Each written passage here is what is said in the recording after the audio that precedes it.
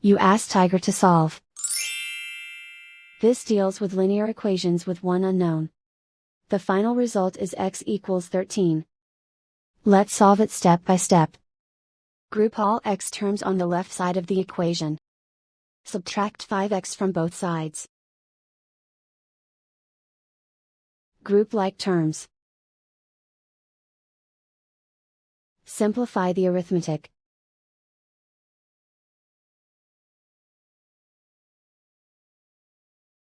Group all constants on the right side of the equation. Subtract 78 from both sides. Simplify the arithmetic.